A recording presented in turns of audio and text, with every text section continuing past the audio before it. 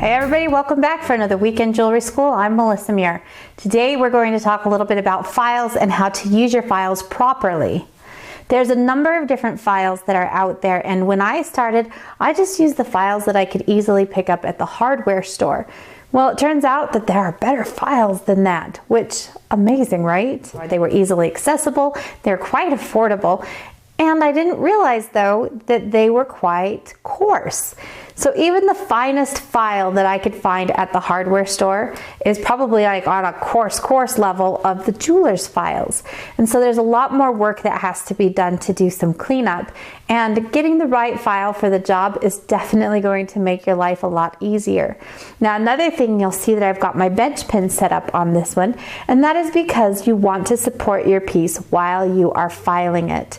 Now, you guys have seen I've done a lot of filing both with and without the bench pin. It's definitely much better for you to have it supported than not when you do some of this. So let's take a look at a couple of the different files and then kind of look at some of the techniques for doing your filing. So here I just have a very quick variety of files. So I have a couple of finer jeweler's files, plus I have just my standard bastard file that I picked up over at the hardware store. Now this file is extremely coarse. It's great for a lot of material removal really quickly, and you can see here I actually have sawdust in this, and that's because I've been reshaping some of my bench pins, and so I just use the file to get in there and really quickly do that. And it's perfect for that because this is actually meant for doing a lot of work on wood. Now I have some metal here, and just to show you, like you can see how hard that is, like it catches because the teeth in our file are so far apart. Now the teeth in your file are going to cut only one direction. It's a lot like a jeweler's saw, only it has a whole row of basically your jeweler's saw blade. And so the larger these little teeth or the grooves are in here, is going to help determine whether or not you've got a smooth file or not. So that's kind of how our really coarse ones work. You saw that it kind of caught on there, it made it really difficult. So I could go to a finer file, and this one happens to be a cut 2. Now this is a much older file, so you can kind of see that there's some rust in here, and it probably could stand to have a good cleaning. And we do that with a couple of different tools. But what I have now is I've got this file, and you can see it's going to cut much more smoothly. Now notice also that I'm only cutting in one direction. So when I file, I push my file forward. And that is because the teeth on this are kind of facing up and out, so that when I bring my metal to this, it's going to start to shape it. If I pull my metal or my file back this direction, nothing is going to happen. And I've always was taught that when you file, you only file in one direction and you move your metal off. But it's really not going to hurt you to pull it back if you do this kind of a motion. Okay, it's not going to hurt because the metal that we're using, in this case copper, but my silver, my brass, my gold, they're all finer and softer than my file. So it's not going to damage it if I do something like that. Now, that's going to be a cut number 2, and then we have a cut number 4, then there's also cut number 6. So they get finer and finer, and what that's going to allow you to do is basically get to the point where you're going to have a very smooth, fine finish from your files. Now you'll notice here also that this one has a handle and this one does not. You can actually get hurt by having no handle. So really the proper thing to do is to have a handle. Now there's different types of handles that are out there. That are some that you can just take this and you hammer your file in and it just kind of holds by friction.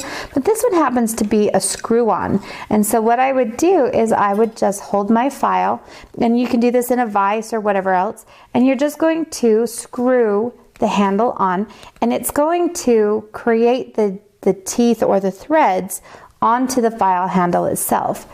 And now my file is in there. We have a handle, and it's going to be much safer to use at this point. Now I have quite an extensive video on files, how they were made, what they kind of look like, the difference between a Swiss style file and one that is not. So I will link that up here at the top as well as down in the description of this video. So make sure you check that out to kind of look at some of the different types of files that are available, because they come in all sizes and shapes. Now I've only shown you guys hand files, but there's also needle files, and there's micro needle files, and there's riffler files, and all sorts of different things that help you get into different areas or grooves or shapes of whatever it is that you're working on. So make sure you check that video out in addition. Now, how do you use your bench pin to properly file something? Let's say that I want to take the corner of this metal right here, and instead of having a sharp corner, I want to round it. So what I'm going to do is I'm going to use my file or my bench pin here to stabilize both the file and my piece. And this allows me to come in and just kind of round that out. Now, if I do this again here, what I like to do, especially if I'm rounding a corner, is I'll file in a flat spot. I don't know if you guys can see that or not. So just a little flat spot. And then I'm going to bring both my file and my metal, and I'm going to kind of rotate them. Okay, but by doing this, it allows me to get a consistent movement on my metal. When you hold something up against the bench pin to support it, you want to hold from underneath, and that way then you can come in here and move things around however they need to be to accomplish whatever your task might be.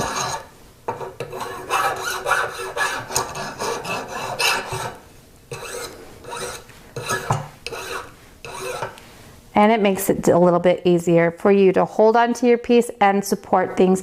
Plus it keeps your hands a little bit safer.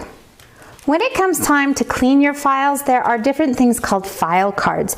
Now this one happens to be a really old one that I was gifted from another jeweler that had retired, but you can find other file cards that are similar.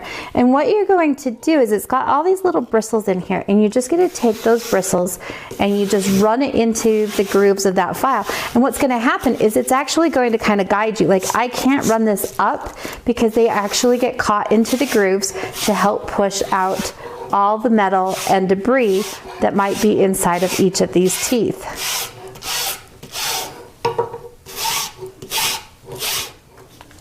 Files come in all different sizes and shapes. This one happens to be a variety kit of needle files that I use. And like I said, there's different sizes, and the needle files also come in different cuts as well.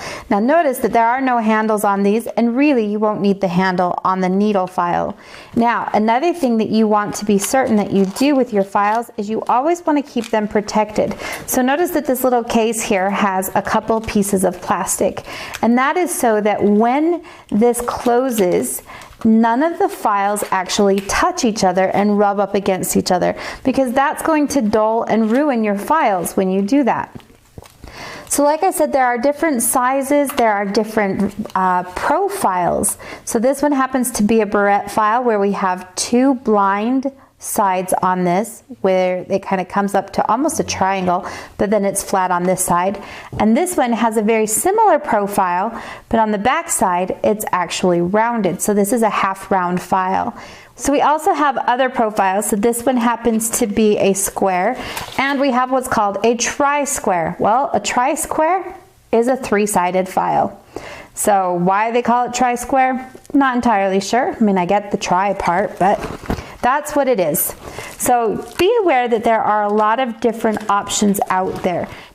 Now you can buy variety packs kind of like this, where it already has the different sizes plus the different cuts, so the finer cuts or the more coarse cuts. You can also buy each file individually, so that's kind of nice. If you say ruin one of yours, it's easy to replace one of those as well. Now they also come in different types of finishes, like there are diamond files. These happen to be a steel file, but you do have some different options. So hopefully that gives you a little idea about files and kind of what to look for. Like I said, check out the other video that I have out there, and it is quite extensive, goes through a lot of the different cuts. tells you why they are what they are, and it's a very handy resource. So thanks for joining me, guys, and I will see you next week on Weekend Jewelry School.